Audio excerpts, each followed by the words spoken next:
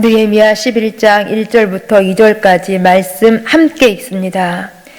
백성의 지도자들은 예루살렘에 거주하였고 그 남은 백성은 제비보와 10분의 1은 거룩한 성 예루살렘에서 거주하게 하였고 그 10분의 9는 다른 성읍에 거주하게 하였으며 예루살렘에 거주하기를 자원하는 모든 자를 위하여 백성들이 복을 빌었느니라. 아멘.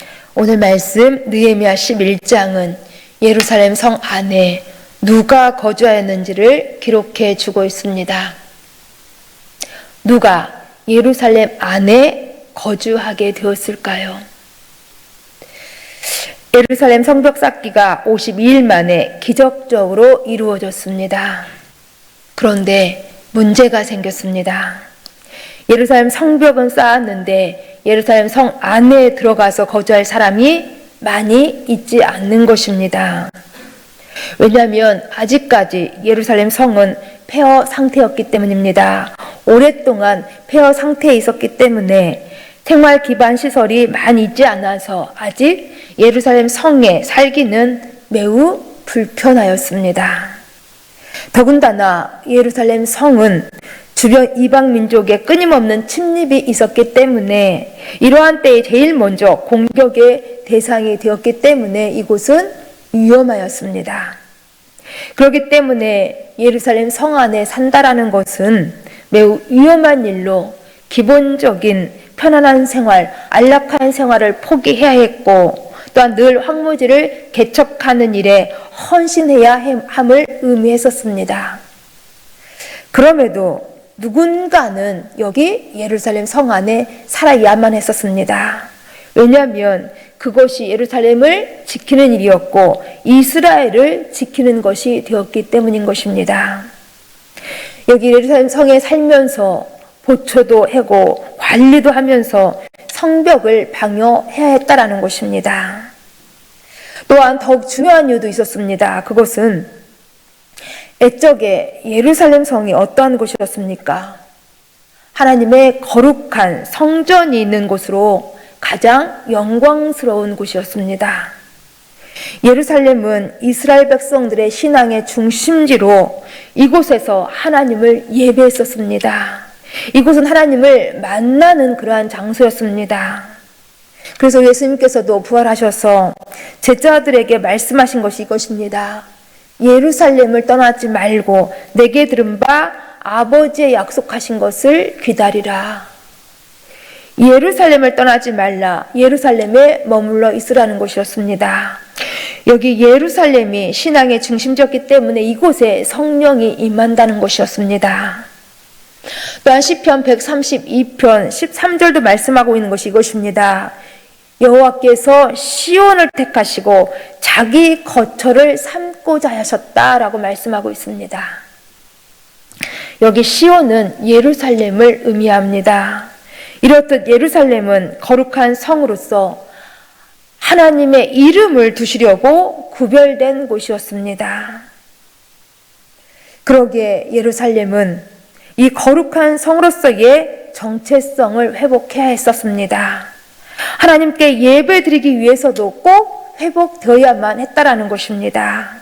그런데 지금 이런 예루살렘이 황무지가 되어서 사람이 살기 꺼리는 곳이 되어 있었던 것입니다. 그렇기 때문에 여기에 인구 유입 정책을 사용했었어야 했습니다.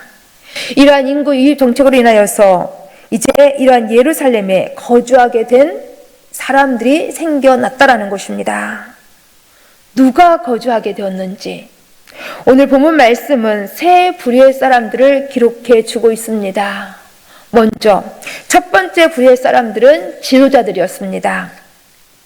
본문 1절 앞부분에 나오는 것처럼 백성의 지도자들은 예루살렘에 거주하였고 라고 말씀하고 있습니다.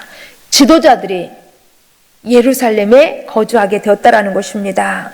지도자들은 당장은 불편하고 당장은 위험하고 손해가 되고 고생스러웠어도 예루살렘이 어떤 곳이었는지를 알았기 때문에 자신들의 헌신과 투자와 봉사를 했던 것입니다.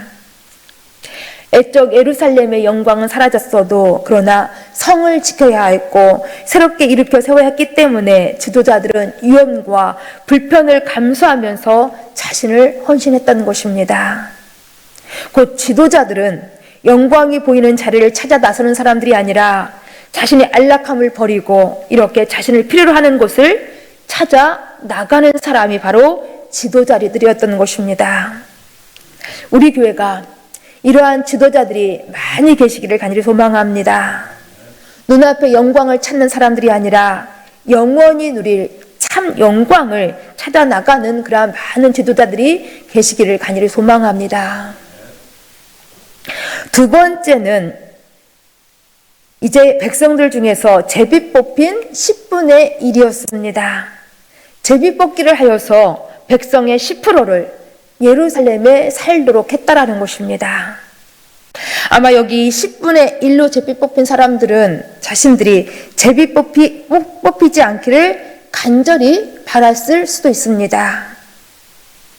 아마 이들은 어쩔 수 없이 제비 뽑혀서 강제로 예루살렘에 살게 되었을 수도 있습니다. 그러나 제비 뽑혀서라도 여기 예루살렘에 살게 된 것은 사실 큰 축복이었습니다. 비록 위험과 고생이 있긴 했지만은 예루살렘에 살고 싶어 하지는 않았을지라도 그러나 그럼에도 불구하고 제비 뽑혀서 예루살렘에 거주한다라는 것은 사실은 은혜였다라는 것입니다. 왜냐하면 비록 당장은 힘들고 어려워서 불평이 터져 나올 수 있었지만은 그러나 그럼에도 의를 위한 희생은 언젠가는 영광이 되기 때문인 것입니다. 구레네 사람 시몬도 예수님의 십자가를 억지로라도 지고 갔습니다. 그렇기 때문에 그는 그것이 영광이 되었던 것입니다. 바로 이것이 우리 신앙인들의 삶인 것입니다. 하나님의 영광을 위하여서 억지로라도 십자가를 지고 가시기를 간절히 소망합니다. 세 번째 불의의 사람들은 자원하는 자들이었습니다. 우리 함께 이제 2절 말씀 같이 읽습니다. 2절입니다. 예루살렘에 거주하기를 자원하는 모든 자를 위하여 백성들이 복을 빌었느니라. 아멘. 이들은 제비 뽑히지 않았어도 지도자가 아니었어도 그래서 불편하고 위험하고 자기 희생과 헌신을 여기에서는 요구되었어도 예루살렘에 거주하기를 자원하는 사람들이 있었다라는 것입니다. 정말 이들 멋진 사람들 아닙니까? 정말 이들 우리 가슴이 뭉클할 정도로 감동을 주는 사람들입니다.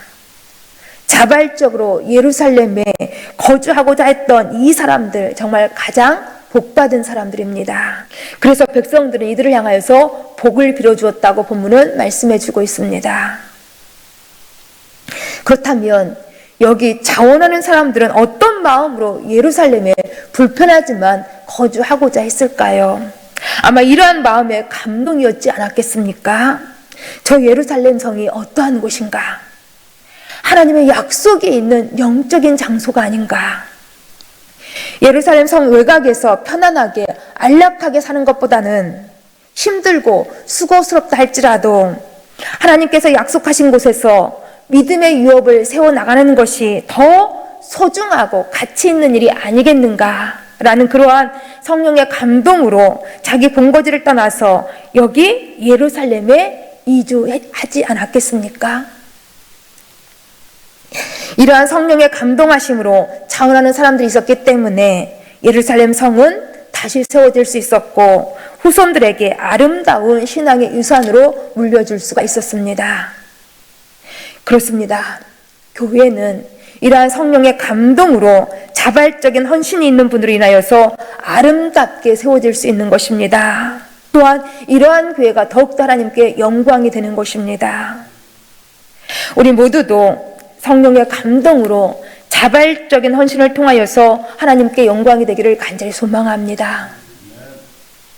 이제 예루살렘에 거주하게 된 구체적인 명단들이 3절부터 24절까지 나오고 있습니다. 4절부터 9절까지 유다 자손과 베냐민 자손이 나오고 10절부터 14절까지 제사장 명단들이 나오고 15절부터 18절까지 레위인의 명단이 나오고 또한 19절부터 24절까지는 그 외의 사람들의 명단이 나오고 있습니다.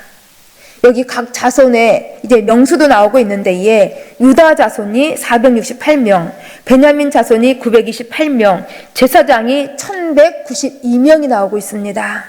그래서 총합 3044명이 여기 예루살렘에 거주하게 되었다라는 것입니다. 이들은 지도자로서 또한 10분의 1로 제비 뽑혀서 또한 자원하는 사람들로 여기 예루살렘에 거주하게 된 것입니다. 얼마나 복된 사람들입니까? 영국의 신학자인 헨리 로가 이러한 말을 하였습니다. 구속받은 무리는 구원의 초장에서 살아야 한다. 구속받은 무리는 구원의 초장에서 살아야 한다. 곧 하나님께 구원받은 사람이라고 한다면 이제는 세상의 원리가 아니라 하나님의 은혜와 하나님의 말씀이 있는 울타리 안에서 구별되게 거룩하게 살아야 한다는 것입니다.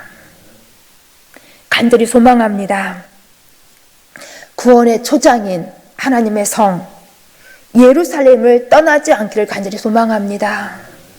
비록 지금 당장은 눈앞에 영광이 보이지 않는 예루살렘이라 할지라도 그러나 하나님의 초장, 하나님의 말씀과 사명이 있는 예루살렘으로 나오실 수 있기를 간절히 소망합니다. 그래서 비록 힘들고 고달퍼도 이러한 영적인 예루살렘에서 하나님의 말씀, 거룩함을 추구하는 성도로서의 구별된 삶을 우리 모두 다 같이 살아가실 수 있기를 간절히 소망합니다. 기도하십니다. 올 한 해도 우리를 인도해 주신 참 좋으신 아버지 하나님 감사드립니다. 우리에게 있어서 영적인 예루살렘을 회피하지 않도록 도와주시옵소서. 하나님의 말씀이 있고 하나님의 뜻이 있는 사명의 자리를 저희들 거부하지 않을 수 있도록 도와주시옵소서. 당장은 힘들고 고달퍼도 당장은 영광이 보이지 않아도 하나님이 바라시고 하나님이 부르시는 곳에서 우리 힘써 순종하여서 하나님께 영광을 돌릴 수 있도록 도와주시옵소서. 2025년 마지막 주일을 저희들로 하여금 맞이하게 하셨사오니 감사드립니다. 늘 한결같은 십자가 사랑으로 저희들을 지키시고 인도해 주심을 감사함을 드립니다. 하나님, 오늘 주일 예배 우리 성령의 감동 속에서 이와 같이 받은 바 은혜와 사랑을 가득 안고 즐거이 하나님을 예배할 수 있도록 도와주시옵소서. 예수님 이름으로 기도합니다. 아멘.